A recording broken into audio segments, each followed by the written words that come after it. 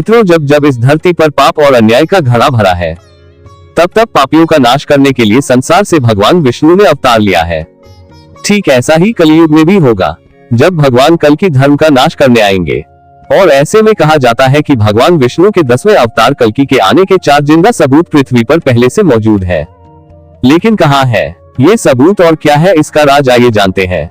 धर्मशास्त्रों के अनुसार महाभारत काल के बाद जब श्री कृष्ण ने अपना देह त्याग किया, तो उनके सुदर्शन चक्र ने खुद को पृथ्वी के अंदर समाहित कर लिया था, क्योंकि ऐसा माना जाता है कि भगवान विष्णु के कल की अवतार जब कलयुग में आएंगे, तो यही सुदर्शन चक्र धरती चीरकर वापस निकलेगा और भगवान कल्कि उसे धारण कर लेंगे।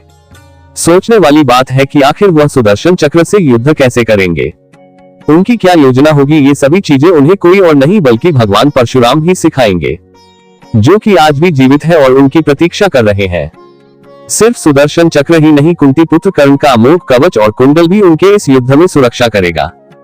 बताया जाता है कि महाभारत काल के बाद आज भी समुद्र देव और सूर्य देव इस कवच और कुंडल की सुरक्षा पुरी के कोणार्क में सदियों से कर रहे हैं। और दोस्तों, कलि पुरुष के खिलाफ होने वाले युद्ध में भगवान कल्कि का सबसे बड़ा हथियार ब्रह्म पदार्थ साबित होगा। जी हाँ, वही ब्रह्म पदार्थ जिसके बारे में कहा जाता है कि वह भगवान श्री कृष्ण का दिल है, जो आज भी भगवान जगन्नाथ की मूर्ति में धड़कता है। धार्मिक विद्वानों की माने तो ब्रह्म पदार्थ में असीमित शक्तियां और कलयुग में इसी ब्रह्म पदार्थ की मदद से कल्कि अवतार कलि पुरुष को पराजित करेंगे। इसके अलावा भगवान कल्कि के होने वाले परिवार के बारे में बात की जाए तो उसका जिक्र हमें भागवत पुराण के स्कंद 12 के अध्याय 2 में साफ साफ एक कथा के माध्यम से देखने को मिलता है। कहानी के मुताबिक यूपी के संभल गांव में भगवान कल्कि का जन्म होगा और वह अपने माता पिता की 5वीं संतान होंगे, जो समय आने पर देवदत्त नाम की घोड़ी पर बैठकर आएंगे और तलवार से पापियों का नाश करेंगे, जिसके बाद सतयुग का प्रारंभ होगा। कथा में ये भी बताया गया है कि भगवान कल्कि की 2 पत्नियां होंगी, लक्ष्मी रूपी पद्मा और वैष्णवी रूपी रमा। भगवान कल्कि की पत्नी वैष्णवी के बारे में बताया जाता है कि उन्होंने त्रेता युग में ही जन्म ले लिया था। दरअसल त्रेता युग में दक्षिण भारत में रत्नाकर नाम के एक राजा हुआ करते थे। वह माता रानी की बहुत बड़े भक्त थे, परंतु वह संतानहीन थी। ऐसे में एक दिन माँ काली, माँ सरस्वती और माँ भगवती राजा रत्नाकर की भक्ति से प्रसन्न हुई और तीनों ने मिलकर अपने तेज का एक एक अंश भक्त रत्नाकर की पत्नी के गर्भ में आशीर्वाद स्वरूप दे दिया। इसके साथ ही उन्होंने रत्नाकर के सपने में आकर यह भी बताया कि उनके घर में दिव्य बालिका जन्म लेने वाली है, जिसको कलयुग में लोग पूछेंगे और भविष्य में एक खास किरदार निभाएंगे। आगे चलकर राजा रत्नाकर के घर में एक बच्चे की किलकारी गूंजी, जिसका नाम त्रिकुटा रखा गया। मित्रों, त्रिकुटा के अंदर हमेशा ऐसे ही ज्ञान पाने की इच्छा थी, इसीलिए उसने ईश्वर की भक्ति में लीन होकर घर परिवार सब कुछ त्याग कर ज्ञान की प्राप्ति के लिए निकल गई।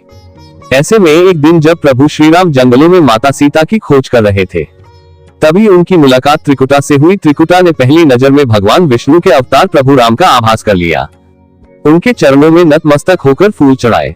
भगवान राम ने त्रिकुटा की तपस्या से प्रसन्न होकर उसको वह नाम दिया, परंतु जब त्रिकुटा ने भगवान राम को उनके अंदर समाहित होने की प्रार्थना की, तो उन्होंने इसके लिए उसे मना कर दिया और कहा कि समय आने पर एक दिन मैं तुम्हारे पास आऊंगा और अगर तुम मुझे पहचान पाओ तो मैं तुम्हारी सारी इच्छाएं पूरी कर दूंगा। ये कहकर प्रभु श्री राम वहां से चले गए।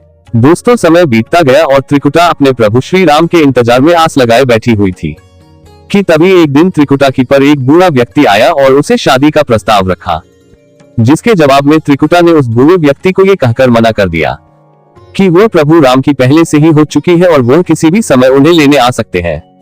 हालांकि बाद में त्रिकुटा को अपनी गलती का एहसास हुआ, लेकिन तब तक काफी देरी हो चुकी थी, क्योंकि वह बूढ़ा आदमी कोई और नहीं बल्कि प्रभु श्री राम ही थे। त्रिकुटा ने प्रभु राम से अपनी गलती की माफी मांगी। तब भी श्री राम ने उससे कहा कि तुम्हारी इच्छा पूरी करने का ये सही समय नहीं है। इस युग में तो नहीं, लेकिन कल युग में आप मेरी अर्धांगिनी बनेंगी।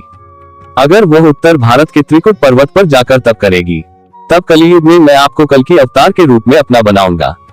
इसी दिन के बाद माता ने त्रिकुटा पर्वत पर जाकर घोर तपस्या की और शरीर का त्याग करके 3 मुंह वाली पिंडी में समाहित हो गई। मान्यता है कि भगवान विष्णु के 10 अवतार कल्कि का जब कलि पुरुष के नाश के लिए जन्म होगा, तो वह देवी वैष्णवी से विवाह करेंगे। वही भगवान कल्कि के 4 पुत्र भी होंगे, जिनका नाम जय, विजय, मेघवाल और बलाहक होगा। अगर आपको पहले से किसी भी बात की जानकारी थी तो कमेंट में जरूर बताएं।